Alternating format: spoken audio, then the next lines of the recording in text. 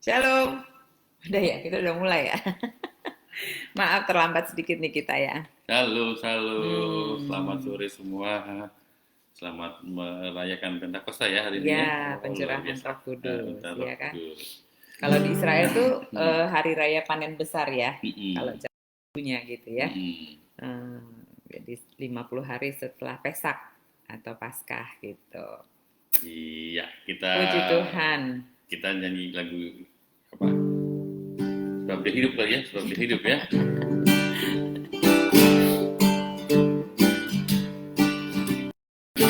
Sebana,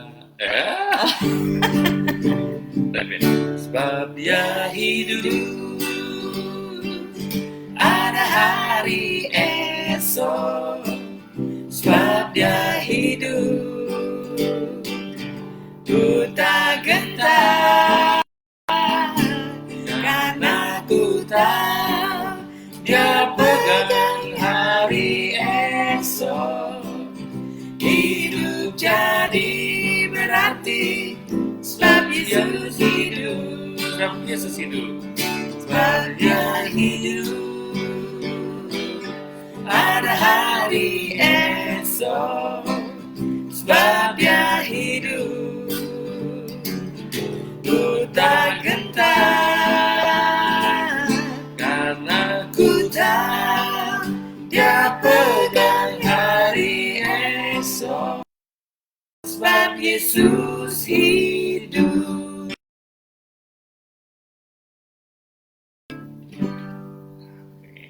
Ayo kita berdoa ya. Ya. Mari kita berdoa. Tuhan Yesus yang baik, terima kasih.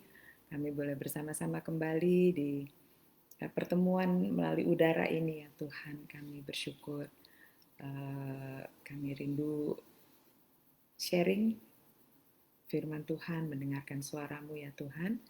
Mari Tuhan Roh Kudus urapi kami, agar kami apa yang kami sampaikan itu sungguh-sungguh berasal daripada-Mu. Dan semua orang yang mendengarkannya boleh memuliakan Engkau. Makasih banyak Bapa, Engkau pimpin dari awal hingga akhir. Di dalam nama Tuhan Yesus kami berdoa. Amin. Amin. Ya. Oke, Ipen, Ibu Pendeta Cynthia Mumu, terima kasih. Tuhan Yesus berkati, Tuhan berkati juga pelayanan Ipen ya, dimanapun Ipen berada. Ya, puji Tuhan. Ya, kali ini kita mau Sering memulai ya. untuk sharing tentang Bapa kami, doa Bapa kami, ya kan, udah sering kita dengarkan juga, tapi mudah-mudahan ada satu hal yang baru yang bisa kita timba ya dari Ya. apa yang kami sharingkan. Ya, tahun 1982 ada seorang bernama Deborah 1992. 1982 Oke. ya. Deborah Kiley ya, dia naik kapal pesiar terus ternyata diserang angin nih, angin ribut kapal pesiar. Dan ada gelombang rasa sehingga kapal tuh karam bukan keram mah itu ya. Kapal karam dan mereka ada ada satu kapal penyelamat gitu dan salah satunya ada Deborah Kiley di situ dan mereka terapung-apung sampai 4 hari di kapal karet itu tanpa makan dan air bersih dan Tengah yang laut ya. dan yang mengerikan itu ada ikan hiu ya, ikan hiu. Dan Deborah Kylie ini selalu ya satu aja yang dia ingat yaitu doa Bapa kami ya, dia berdoa doa Bapa kami dalam sorga dan seterusnya. Dan di salah satu penumpang itu ada yang seorang pemuda yang ternyata terus menerus mengutuki Allah gitu ya kan. Jadi dalam Dan perahu itu ada beberapa orang, satu mengutuk Allah, yang ya, satu si Kelly ini cuma bisa berdoa tapi doa Bapak kami aja ya. iya betul. Dan siapa? Halo, waduh, udah lama ya. Taiwan ya. Tuhan berkati ya Vera ya. Dan eh, pemuda ini kan meracau sampai meracau terus enggak dia mengutuki Allah. Halo Ruth. Nah, ini Tante Ut. Salah ngomong. Maksudnya tante, aku panggilnya tante. Tante Ut ya. Jadi salah satu pemuda ini dia mengutuki Allah dan akhirnya dia minum air laut. Oh. Minum air laut, nah kan racun ya kan, garam semua kan, Hmm. akhirnya dia meracau. Entah bagaimana dia melompat keluar dan langsung tuh dimakan sama ikan hiu. Ya, ya, ya. Dan 4 hari kemudian Deborah diselamatkan oleh sebuah kapal Rusia dan dia selamat ya. Dan kejadian yang kedua di peristiwa 9/11 ya, saat seorang bernama John Mahoney ini dia berada di lantai 19 ketika pesawat itu menabrak Twin Tower itu ya. Dan waktu itu langsung mulai terjadi runtuhan dan orang-orang melalui pintu tangga darurat ya, berjuang melewati tangga darurat dipenuhi dengan angin, debu, guncangan, reruntuhan. Dan John Mahoney ini hanya ingat satu, doa Bapa kami, dan dia yang kalimat pertama yang dia ingat adalah jadilah kehendakmu. Dan sepanjang jalan akhirnya dia betul-betul mengingat kembali gitu ya, dan sepanjang turun dari lantai 19 itu dia berdoa doa Bapa kami, dan dia menyaksikan bahwa dia merasakan diselimuti oleh keamanan kedamaian Tuhan dan John Mahoney selamat. Ya, jadi dari kesaksian 2 orang ini yang dalam keadaan terhimpit mengingat sebuah doa, ya kan, yaitu doa Bapa kami. Dan doa ini memang sering kita ucapkan, mungkin rasanya kayak apa gitu ya. Mungkin ya bukan karena doa Bapa kami yang dia naikkan, tetapi hati yang terangkat kepada Bapa yang menyelamatkan gitu ya, dan anugerah kedaulatan Tuhan sehingga kedua orang ini pun bisa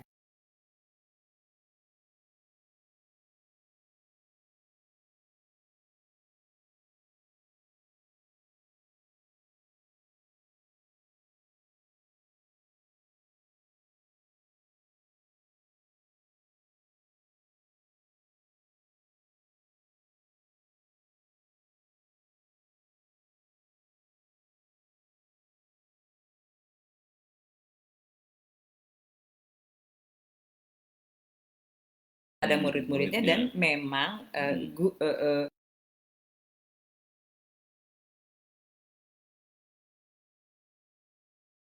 nah ini dia yang kita mau sedikit membahas.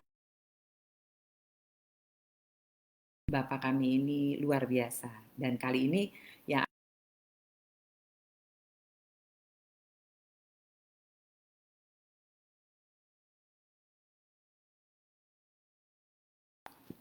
nah, kita tidak datang dalam doa ini, Tuhan Yesus tidak mengajarkan untuk datang kepada Allah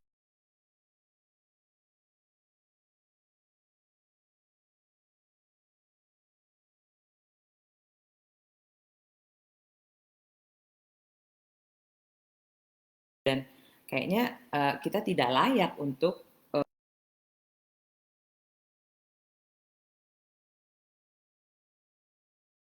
Allah itu maha kudus banget ya. Mereka di bangsa Israel pada saat itu untuk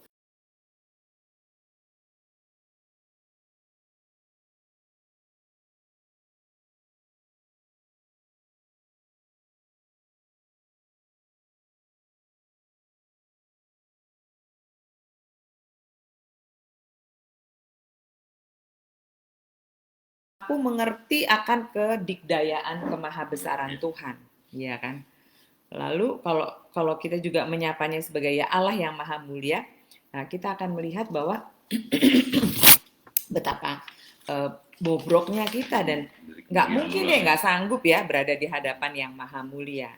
Dan dalam doa ini Tuhan Yesus mengajar kita untuk datang dan menyapa Allah yang maha besar, maha kuasa, maha mulia, pencipta langit dan bumi, Allah yang tadi udah dibilang ya, bangsa Israel tidak berani menyebut namanya gitu, nggak berani ya. Allah yang harus dihampiri dengan takut dan gentar, bahkan sekali lagi tadi udah dibilang juga bahwa hanya bisa terwakilkan oleh imam besar yang harus masuk ke ruang maha suci dengan syarat-syarat yang berat. Jadi imam itu kalau masuk ke ruang tahta maha kudus itu harus mencucikan dirinya, ada ritual-ritual yang harus ia lewati, dan di jubahnya itu sampai ada gemerincing, memang ada arti-artinya semua, tetapi ketika dia berjalan tuh kedengeran gemerincing-gemerincingnya gitu. Dan bahkan diikat tali tuh gitu ya di badannya supaya kalau ternyata Allah tidak berkenan kepada imam besar ini, imam besar, orang yang Iya. di luar dengerin nih gemerincingnya masih bunyi-bunyi nggak gitu katanya Hmm. gitu ya.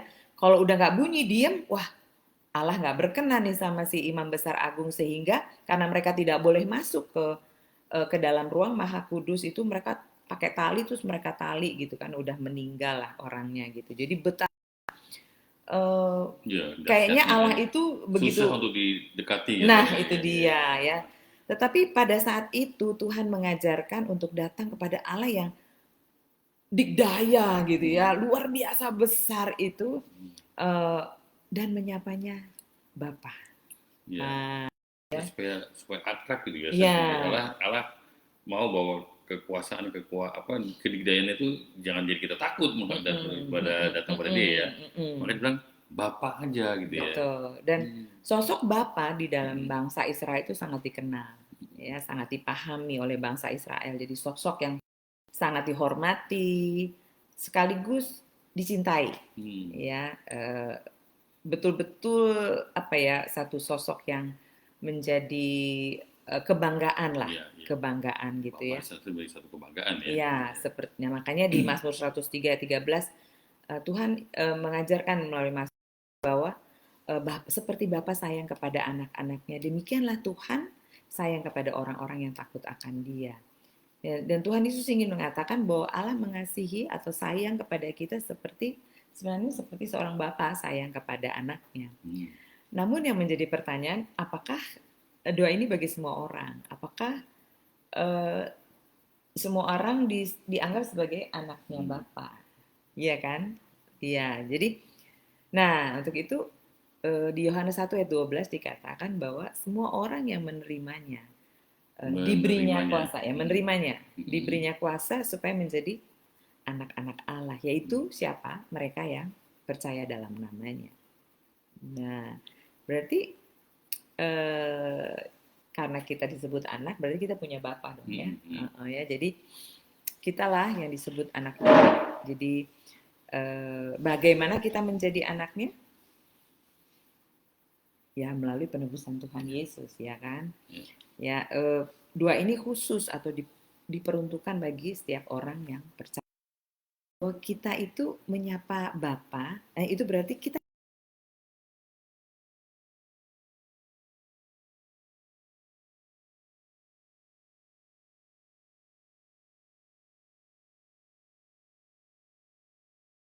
rahmati bagi kita. Melalui jalan ini kita dilayakkan untuk menjadi anak-anaknya. Jadi hanya untuk orang-orang yang mengakuinya sebagai Bapa, gitu ya.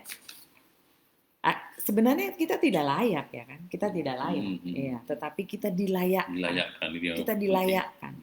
Betapa Bapa kita sangat mengasihi kita, dan untuk mengangkat kita menjadi anaknya, Ia memilih untuk menyerahkan anaknya bagi kita. Jadi satu kasih yang wow, luar biasa deh ya. Tidak terpahami, kasih yang tak tertandingi, kasih yang tak terbatas, kasih yang tak berbatas. Dan Bapak ini begitu mengenal kita, dia mengasihi kita dengan kasih yang begitu detail. Sampai-sampai rambut kita jumlahnya dia tahu. Detail banget dia mau tahu. Jatuh pun dia tahu tanpa sepengetahuan cincin dia. Betul, ya kan? Kayak burung pipit itu yang nggak akan jatuh kalau tidak dikendaki Tuhan gitu. Jadi semuanya ada di dalam kontrol Bapa gitu ya. Tuhan kendali Bapa. Jadi Tuhan begitu mengasihi kita, begitu mengasihi kita. Bahkan dia di Mazmur 103 ya, dia mengingat bahwa kita ini debu. Bapak ini begitu mengasihi kita, dan yang luar biasanya mengorbankan anaknya yang adalah dirinya sendiri. Kan dibilang Bapa dan aku adalah satu. Di Efesus 2 ayat 18-19. Nah, karena oleh dia kita Efesus 2 ayat 18-19. Karena oleh dia kita kedua pihak dalam satu roh beroleh jalan masuk kepada Bapa.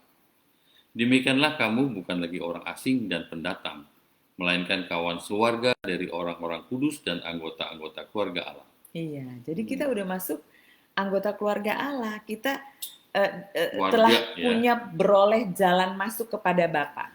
Jadi ketika Tuhan Yesus mati di kayu salib, ketika tirai itu terbelah, kita boleh masuk dengan apa ya? Seperti seorang anak kepada disambut, bapaknya gitu ya. Ini kalau misalnya ada seorang anak gitu, anak kecil datang gitu ya, dia bapaknya adalah raja, dia nggak perlu protokoler, dia harus ketuk pintu gitu kan. Saya harus bertemu dengan bapak saya, enggak, dia akan bisa aja masuk bapaknya gitu kan ya, kayak Pak Yoi waktu itu pernah bilang ya, bisa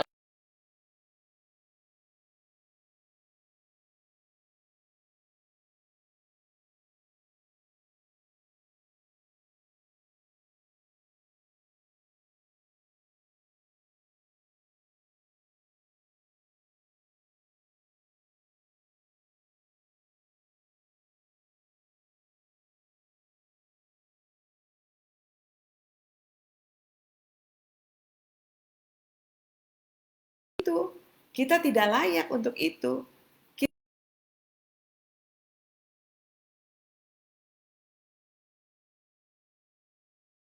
Ke ruang sucinya Bapa. Tetapi karena dilayakkan ya, iya, sehingga kita bisa masuk ya. Betul, betul.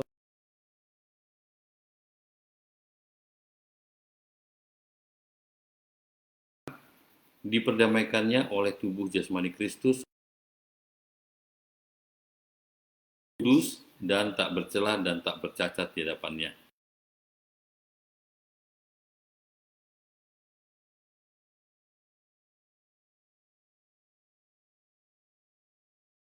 Di hadapannya. Wow, luar biasa ya. Luar biasa, kita tidak lagi dilihat sebagai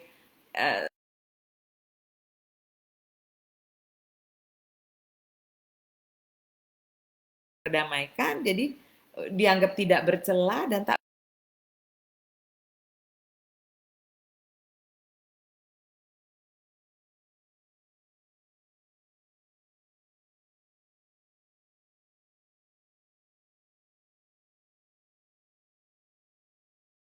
gitu, karena waktu kita bilang Bapa kami,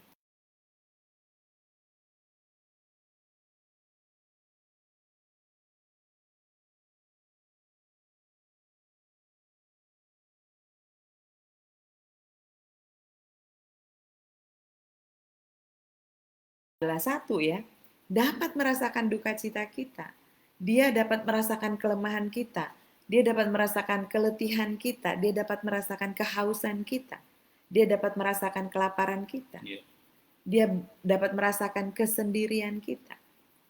Bapa ini begitu mengasihi kita ketika mungkin ada di antara kita yang tidak pernah merasakan kasih Bapa. Ingat kita punya Bapa yang amat sayang dan mengasihi kita gitu ya, amat sangat mengasihi kita. Betapa anugerahnya itu luar biasa. Kalau itu sesuatu ketika kita bilang Bapa kami di dalam sorga, itu kita melihat, aduh itu anugerah, itu anugerah gitu ya, anugerah yang luar biasa gitu buat kita ya.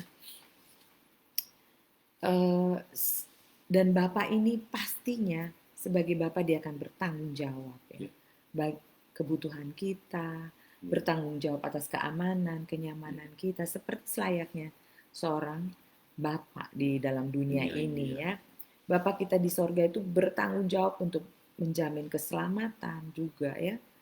Dan karena Bapa kita ini bukan sembarangan ya, dia bukan Bapa yang tidak bertanggung jawab, penguasa yang langit dan bumi, yang penguasa langit dan bumi terus jahat gitu, enggak, dia seorang Bapa yang penuh dengan kasih ya. Dia luar biasa. Kita nyanyi dulu deh. Ya, kita nyanyi dulu. Ini lagunya mengenai Bapak ya? Ya, ini sebenarnya cover ya, lagu aslinya He Knows My Name ya, dari Israel Houghton, diterjemahkan langsung ya. Ku punya pencipta, bentuk hatiku,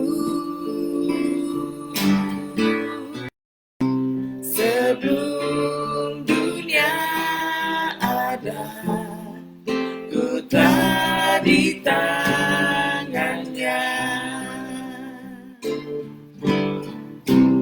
Ku punya Bapa,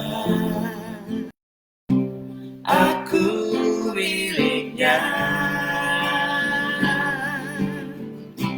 Dia tak tinggalkanku, Dia selalu sertaku.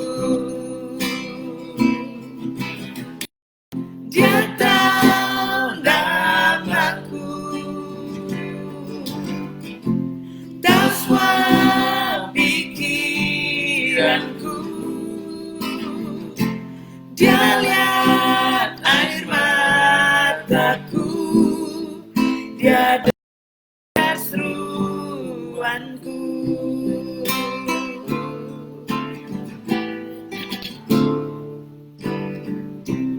Ku punya pencipta, bentuk hatiku. Sebelum dunia ada, ku telah di tangannya. Ku punya Bapa, aku miliknya. Dia tak tinggalkanku.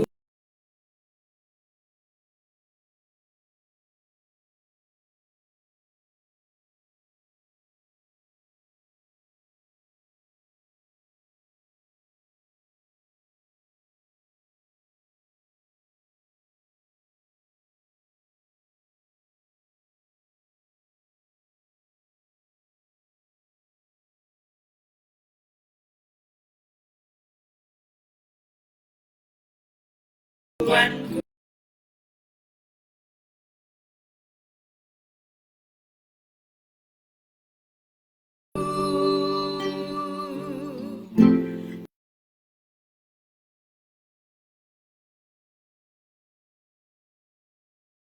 Dia lihat air mata, dengar seruanku.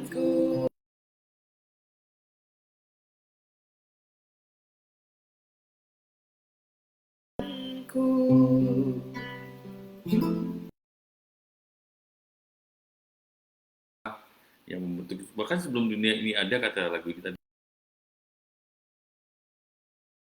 gitu ya, kita punya Bapa, kita miliknya, Dia tidak akan meninggalkan